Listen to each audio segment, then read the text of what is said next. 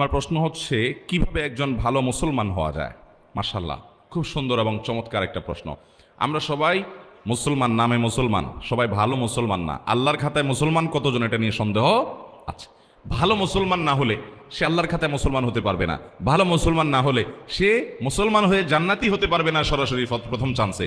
ভালো মুসলমান না হলে সে কখনো আল্লাহর প্রিয় বান্দা হতে পারবে না। ভালো মুসলমান হওয়ার জন্য কয়েকটি বিষয় লাগবে। নাম্বার 1, ইমানটা বিশুদ্ধ থাকতে হবে। ইমানটা কি থাকতে হবে? বিশুদ্ধ থাকতে হবে।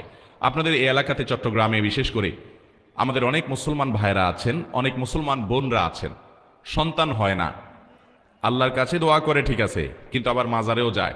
যে মাজারে কিছু মান্নত করে, কিছু টাকা পয়সা দেয়, মাজারে গিয়ে অনেকে সিজদা দেয়, অনেকে মাজারে যিনি শুয়ে আছেন তার কাছে বলে, বাবা আমাকে একটা ছেলে দিও, আমার একটা ছেলে সন্তান দরকার।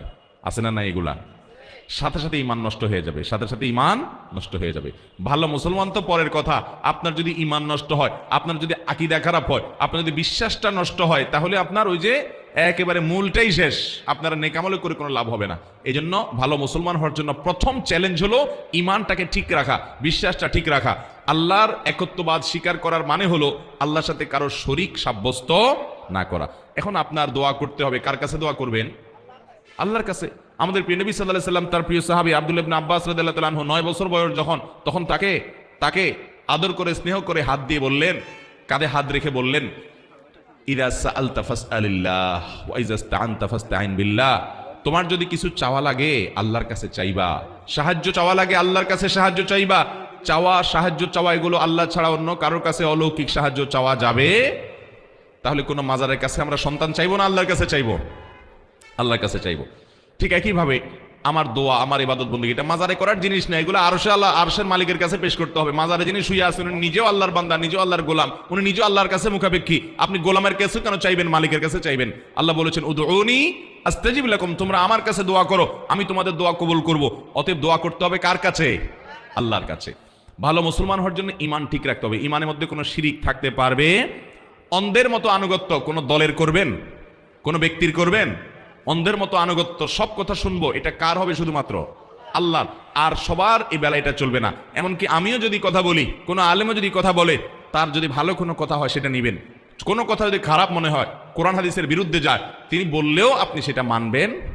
এর নাম হলো মুসলমান। ইমান ঠিক থাকতে হবে যে আমি কার গোলামি করব, কার কথা শুনবো, কার আনুগত্য করব, কার কাছে দোয়া করব, শুধু আল্লাহ, তিনি ছাড়া আর কেউ হতে, তার সাথে আর কাউকে শরীক সাব্যস্ত করা যাবে। ইমানটাকে ঠিক করতে হবে ভালো মুসলমান হওয়ার জন্য। 1 নাম্বার 2, ভালো মুসলমান হওয়ার জন্য 5 ওয়াক্ত নামাজ সুন্দর করে, ভালো করে বুঝেন।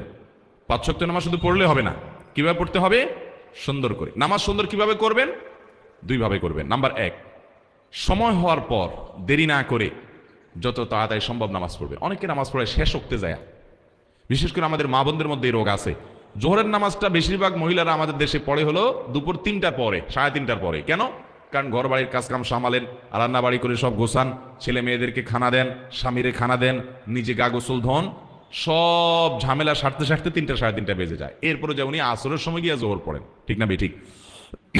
অথচ নবী করিম সাল্লাল্লাহু আলাইহি সাল্লাম বলেছেন, সবচেয়ে উত্তম আমল হলো আসসালাতু লিআউয়ালি ওয়াক্তিহা, আউয়াল ওয়াক্তে নামাজ পড়া, এটা হলো সবচেয়ে উত্তম আমল। এজন্য ভালো মুসলমান হওয়ার জন্য নামাজ শুধু পড়লেই হবে না, 5 ওয়াক্ত নামাজ তো পড়তেই হবে। সেটা পড়তে হবে সুন্দর করে, অর্থাৎ প্রথম সময়ে দেরি না করে, আর দ্বিতীয়ত হলো ধীরে ধীরে, আস্তে আস্তে।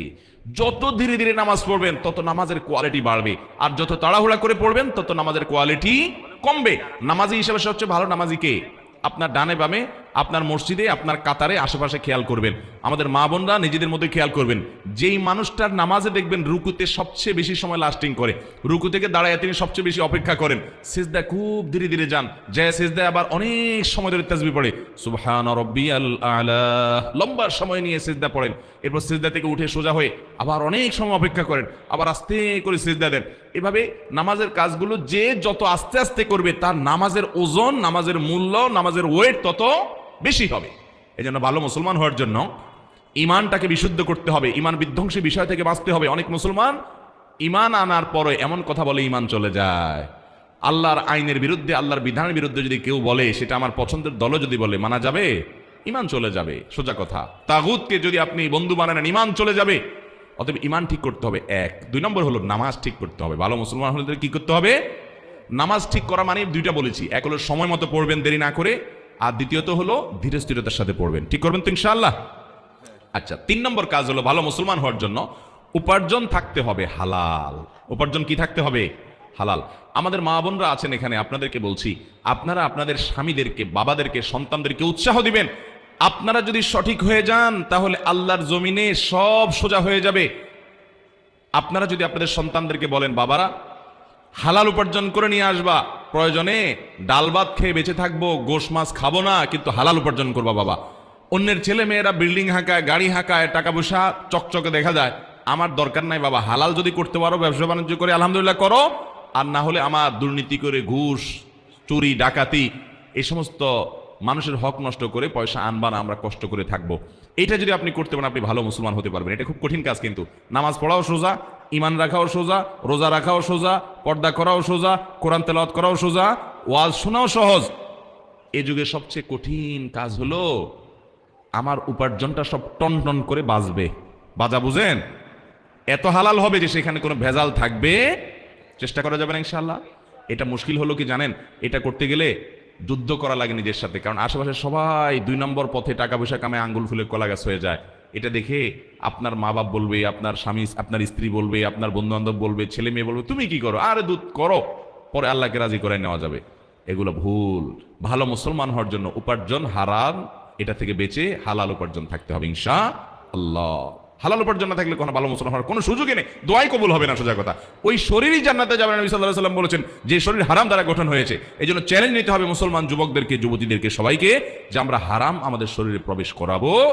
ভালো মুসলমান হওয়ার জন্য 3 নম্বর পয়েন্ট বলেছি হালাল উপার্জন হওয়া। 4 নম্বর পয়েন্ট হলো আচরণ ভালো হওয়া। আজকাল দেখবেন অনেক নামাজি কালামি মুসল্লি পাওয়া যায়, কিন্তু আচরণ খারাপ, ব্যবহার খারাপ, অধিকার নষ্ট করে শ্রমিকের, অধিকার নষ্ট করে কাজের লোকের, অধিকার নষ্ট করে বউয়ের শাশুড়ির অধিকার নষ্ট করে, শ্বশুরের অধিকার নষ্ট করে, শ্বশুর শাশুড়ি হয়ে বউয়ের অধিকার নষ্ট করে, স্বামী হয়ে স্ত্রীর অধিকার নষ্ট করে, স্ত্রী হয়ে স্বামীর অধিকার নষ্ট করে, বন্ধু হয়ে বন্ধুর অধিকার নষ্ট করে, প্রতিবেশী হয়ে প্রতিবেশীর অধিকার নষ্ট করে, এমনকি মুসলমান হয়ে প্রতিবেশী অমুসলমান তারও অধিকার নষ্ট করে। প্রতিবেশী অমুসলমান হলে তার অধিকার আছে না নাই?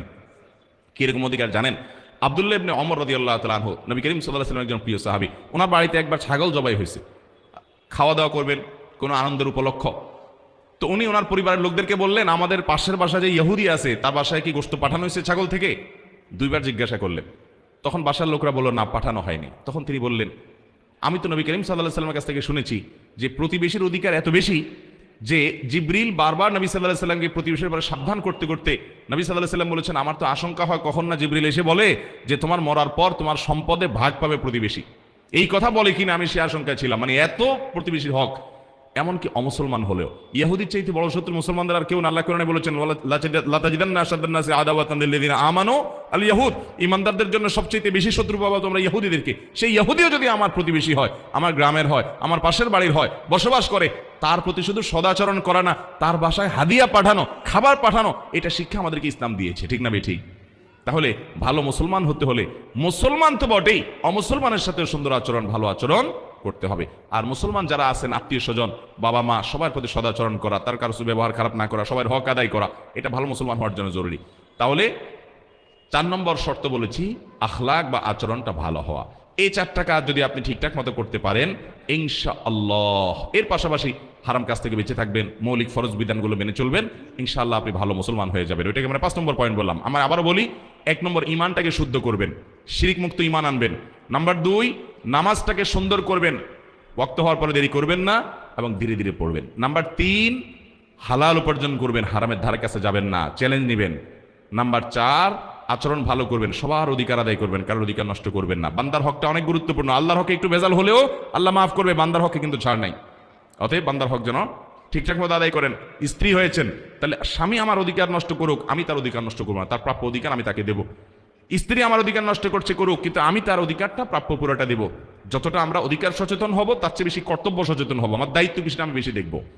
5 নম্বর হলো আপনার অন্য আল্লাহর যে মৌলিক ফরজ বিধানগুলো আছে সেগুলো মানা, মোটা মোটা যে হারাম জিনিসগুলো আছে সেগুলো থেকে বাঁচার চেষ্টা করব। এভাবে যদি আমরা 5 কাজ করি, ইমান ঠিক করি, নামাজটা সুন্দর করি এবং হালাল উপার্জন করি, আচার আচরণ ভালো করি, সবার অধিকার ঠিকঠাক মতো দেই, মোটা দাগে ফরজগুলো, রোজা রাখা, যাকাত দেওয়া ইত্যাদি, হজ করা, এগুলো যদি মেনে চলি এবং হারাম কাজ, জেনা, ব্যভিচার ইত্যাদি থেকে বেঁচে চলি, ইনশাআল্লাহ একজন আদর্শ ভালো মুসলমান হতে পারবেন। একজন আদর্শ ভালো মুসলমান মানে কিন্তু আমলের পাহাড় গড়া না, দুনিয়ার আমল কতগুলো করে নিলেন আপনি ভালো মুসলমান হয়ে গেলেন, জি না। ভালো মুসলমান হতে হলে এই পয়েন্টগুলো আপনাকে মাথায় রাখতে হবে। আল্লাহ তাআলা আমলের তৌফিক দান করুন।